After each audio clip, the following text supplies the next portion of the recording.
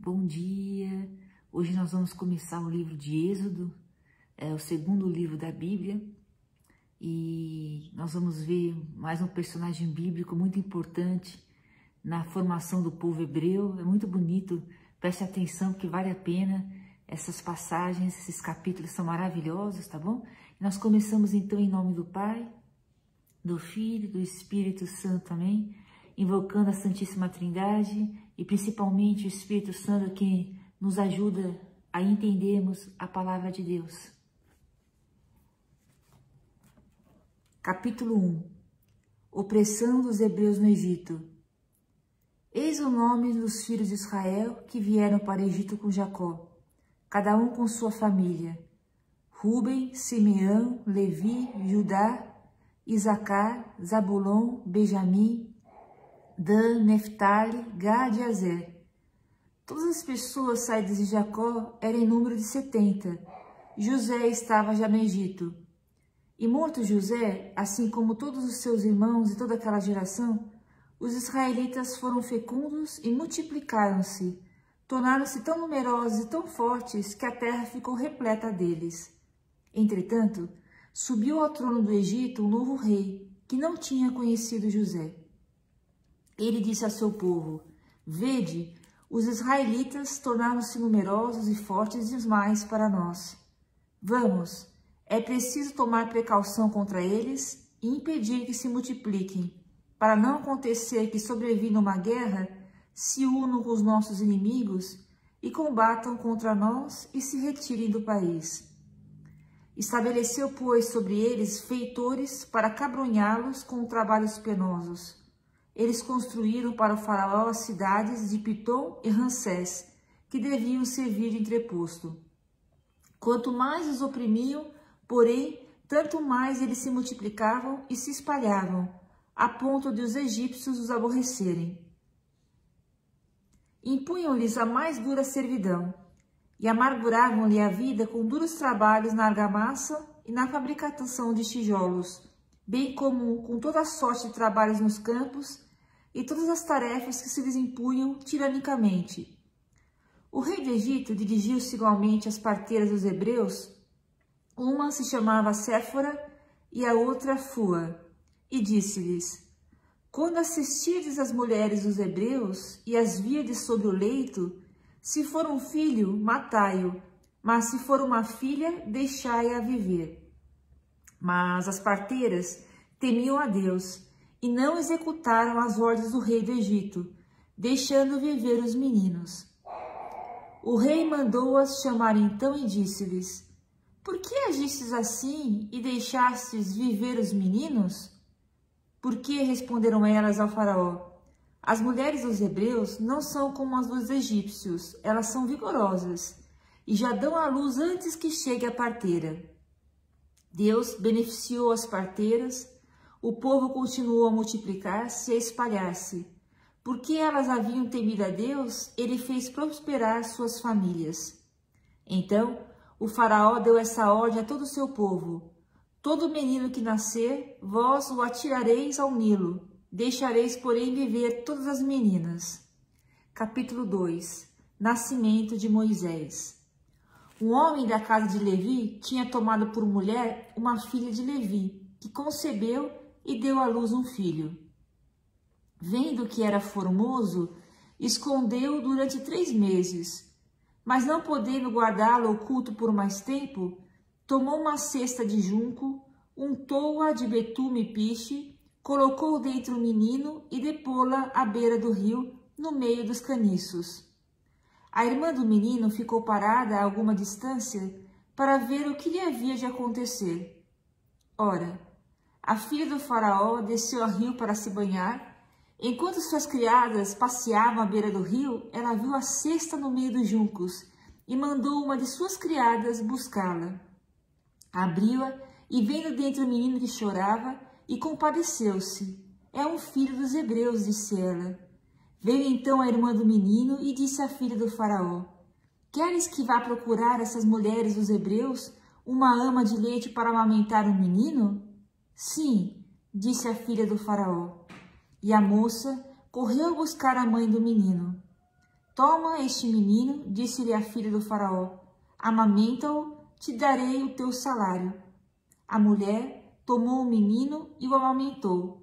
Quando o menino cresceu, ela o conduziu à filha do faraó, que adotou como seu filho e deu-lhe o nome de Moisés, porque disse ela, eu o salvei das águas.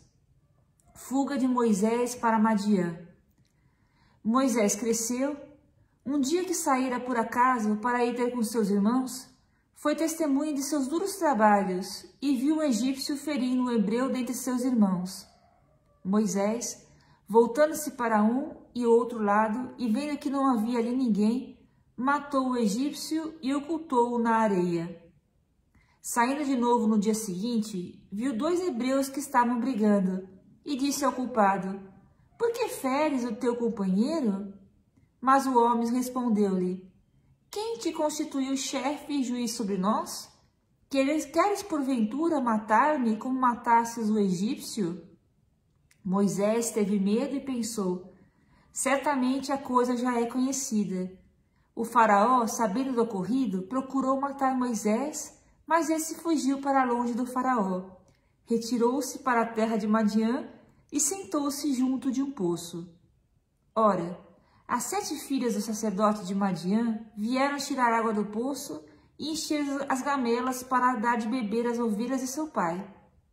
Sobrevindo então alguns pastores, as expulsavam. Moisés, porém, tomou sua defesa e deu de beber ao seu rebanho.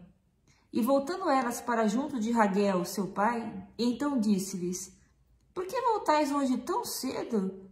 Elas responderam, um egípcio nos protegeu contra alguns pastores e, além disso, tirou água a ele mesmo e deu de beber aos animais. Onde está ele? Perguntou aos seus filhos. Por que o deixastes partir? Chamai-o para que coma alguma coisa. Moisés aceitou ficar em casa desse homem, o qual lhe deu por mulher sua filha Séfora. Ele teve um filho que Moisés chamou de Gerson, porque disse ele, sou apenas um hóspede em terra estrangeira. Muito tempo depois morreu o rei do Egito. Os israelitas que gemiam ainda sob o peso da servidão clamaram e do fundo de sua escravidão subiu o seu clamor até Deus. Deus ouviu seus gemidos e lembrou-se de sua aliança com Abraão, Isaque e Jacó. Olhou para os israelitas e reconheceu-os. Capítulo 3. Vocação de Moisés. Moisés apacentava o rebanho de Jetro, seu sogro, sacerdote de Madiã. Um dia em que conduziram o rebanho para além do deserto, chegou até a montanha de Deus, Horebe. O anjo do Senhor apareceu-lhe numa chama que saía do meio a uma sarça. Moisés olhava, a sarça ardia, mas não se consumia. Vou me aproximar, disse ele consigo, para contemplar esse extraordinário espetáculo e saber por que a sarça não se consome. Vendo o Senhor que ele se aproximou para ver, chamou-o do meio da sarça. Moisés, Moisés. Eis-me aqui, respondeu ele. E Deus, não te aproximes daqui, tira as sandálias dos teus pés, porque o lugar em que te encontras é uma terra santa. Eu sou, ajuntou ele, o Deus de teu pai, o Deus de Abraão, o Deus de Isaque e o Deus de Jacó. Moisés escondeu o rosto e não ousava olhar para Deus. O Senhor disse, eu vi a aflição do meu povo que estava no Egito e ouvi os seus clamores por causa dos seus opressores. Sim, eu conheço os seus sofrimentos. E desci para livrá-lo da mão dos egípcios e para fazê-lo subir do Egito para uma terra fértil e espaçosa, uma terra que mana leite e mel, lá onde habitam os cananeus, os heteus, os amorreus, os ferezeus, os heveus e jebuseus. Agora, eis que os clamores dos israelitas chegaram até mim, e vi a opressão que lhes fazem os egípcios. Vai, eu te envio a Faraó para tirar do Egito os israelitas, meu povo. Moisés disse a Deus, quem sou eu para ir ter com o Faraó e tirar do Egito os israelitas? Eu estarei contigo, respondeu Deus, e eis aqui um sinal de que sou eu que te envio. Quando tiveres tirado o povo do Egito, servireis a Deus sobre esta montanha. Moisés disse a Deus: quando eu for para junto dos israelitas e lhes disser que o Deus de seus pais me enviou a eles, que lhes responderei se me perguntarem qual é o seu nome? Deus respondeu a Moisés: eu sou aquele que sou. E ajuntou: eis como responderás aos israelitas, aquele que se chama Eu sou, envia-me junto de vós. Deus disse ainda a Moisés: assim falarás aos israelitas: é Javé, o Deus de vossos pais, o Deus de Abraão, o Deus de Isaque, o Deus de Jacó, que me envia para junto de vós.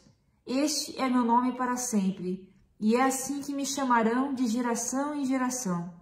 Vai, reúne os anciãos de Israel e disse-lhes: o Senhor, o Deus de vossos pais, o Deus de Abraão, de Isaque e de Jacó, apareceu-me e disse-me: eu vos visitei e vi o que se vos faz no Egito, e disse: e eu vos tirarei do Egito, onde sois oprimidos, para fazer-vos subirdes para a terra dos cananeus, dos heteus, dos amorreus, dos ferezeus, dos heveus e dos jebuseus, terra que mana leite e mel.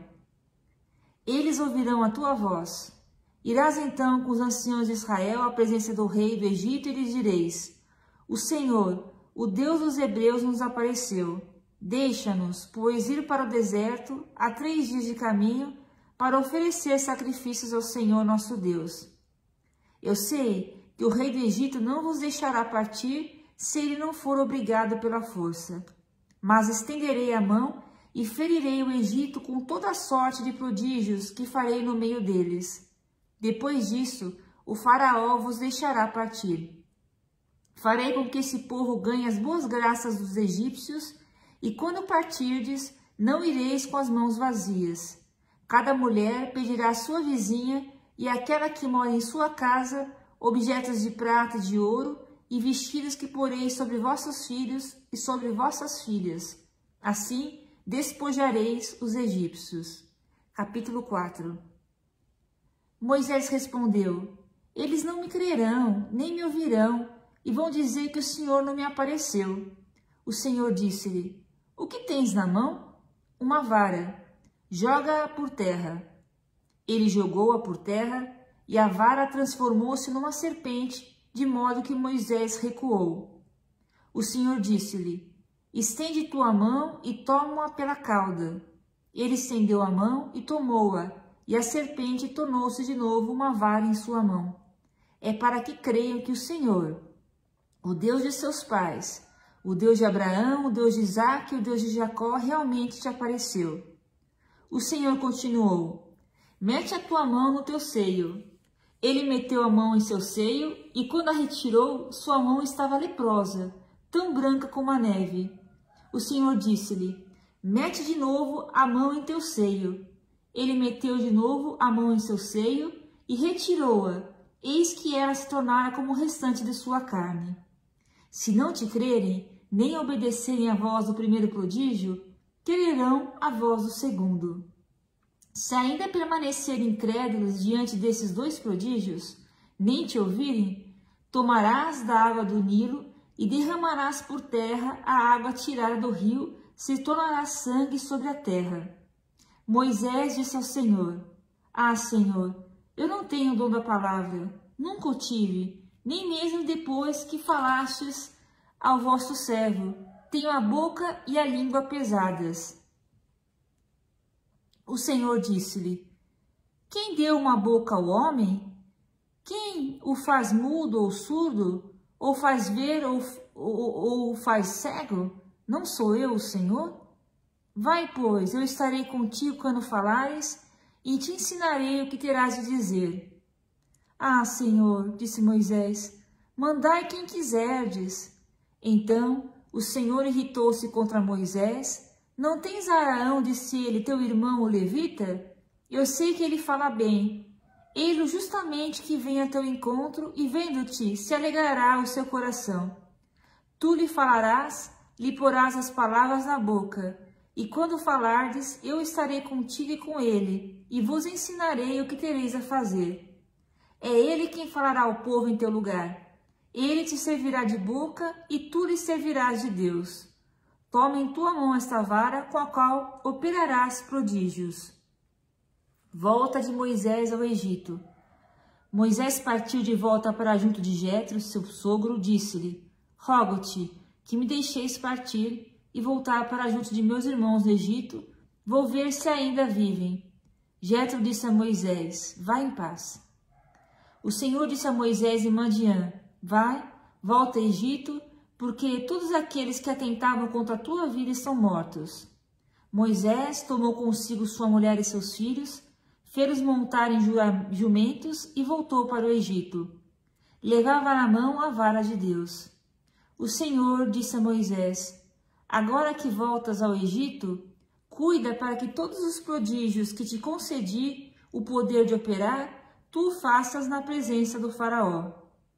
Mas endurecerei o seu coração, e ele não deixará partir o povo. Tu lhe dirás: Assim fala o Senhor, Israel é meu filho primogênito. Eu te digo: deixa ir o meu filho, para que ele me preste um culto. Se te recusas a deixá-lo partir, farei perecer teu filho primogênito. Estando Moisés a caminho, numa estalagem, o Senhor atacou Moisés, procurando matá-lo. Séfora tomou então uma pedra afiada, cortou o prepúcio de seu filho e atirou-o aos pés de Moisés, dizendo: Tu me és um esposo de sangue. Assim, o Senhor o deixou. Séfora havia dito esposo de sangue por causa da circuncisão. O Senhor disse a Araão: Vai ao encontro de Moisés no deserto. Araão foi e, encontrando seu irmão na montanha de Deus, beijou-o. Moisés contou-lhe tudo o que tinha dito o Senhor ao enviá-lo e todos os prodígios que lhe tinha ordenado fazer. Moisés e Araão continuaram seu caminho e reuniram todos os anciãos de Israel. Araão repetiu todas as palavras que o Senhor lhe tinha dito a Moisés, e este fez os prodígios em presença do povo. O povo acreditou. E tendo ouvido que o Senhor viera visitar os filhos de Israel e que vira a sua aflição, inclinaram-se e prostraram-se. Capítulo 5, último capítulo desse dia. Primeiro contato com o faraó. Depois disso, Moisés e Araão dirigiram-se a Faraó e disseram-lhe: Assim fala o Senhor, o Deus de Israel: Deixa ir o meu povo para que me faça uma festa no deserto. O Faraó respondeu: Quem é esse Senhor para que eu lhe deva obedecer, deixando partir Israel? Não conheço o Senhor e não deixarei partir Israel. Eles prosseguiram: O Deus dos hebreus nos apareceu. Deixa-nos ir ao deserto, a 3 dias de caminho, para oferecer sacrifícios ao Senhor, para que não nos fira ele pela peste ou pela espada. O rei do Egito disse-lhes: Moisés e Araão, por que quereis desviar o povo do seu trabalho? Ide às vossas ocupações. E ajuntou: O povo é atualmente numeroso, e vós o farias interromper seus trabalhos. Naquele mesmo dia, deu o faraó ao inspetor do povo e aos vigias esta ordem: Não fornecereis mais como dantes a palha ao povo para fazer os tijolos. Irão eles mesmos procurá-la. Entretanto, exigi deles a mesma quantidade de tijolos que antes, sem nada diminuir. São os preguiçosos, e por isso que clamam: queremos ir oferecer sacrifícios ao nosso Deus. Que sejam sobrecarregados de trabalhos. Ocupem-se eles de suas tarefas e não deem ouvido às mentiras que se lhe contam. Os inspetores e os vigias do povo foram dizer-lhes: O faraó manda-vos dizer que já não vos fornecerá palha, e que vós mesmos devereis procurar onde houver, mas nada se diminuirá de vosso trabalho. Espalhou-se, pois, o povo por todo o Egito para juntar restolho e transformá-lo em palha. Os inspetores instavam com eles, dizendo: Aprontai vossa tarefa diária, como quando se vos fornecia a palha. Açoitavam até os vigias israelitas que os inspetores do faraó tinham estabelecido sobre eles. Diziam-lhes: Por que não terminastes ontem e hoje como antes o que se vos havia fixado de tijolos a fazer? Os vigias israelitas foram queixar-se a Faraó. Por que, perguntaram eles, procedes desse modo com os teus servos? Não se nos fornece mais a palha, e se nos diz, fazei tijolos, e chegam até nos açoitar como se teu povo estivesse em falta. O Faraó respondeu, vós sois uns preguiçosos, sim, uns preguiçosos. É por isso que dizeis, queremos ir a oferecer sacrifícios ao Senhor. E agora ao trabalho, não se vos fornecerá a palha, mas deveis entregar a mesma quantidade de tijolos. Os vizias israelitas, aos quais diziam, nada diminuireis a entrega diária de tijolos, viram-se em um cruel embaraço. Saindo da casa do Faraó, encontraram Moisés e Arão que os esperavam. Disseram-lhes, que o Senhor vos veja e vos julgue, vós que atraísse sobre nós a aversão do Faraó e de sua gente, e pusestes em suas mãos as espadas para nos matar. Moisés voltou-se de novo para o Senhor. Ó Senhor, disse-lhe ele, por que fizestes mal a este povo? Por que me enviastes? Desde que fui falar ao Faraó, em vosso nome, ele maltrata o povo e vós não o livrastes de maneira alguma.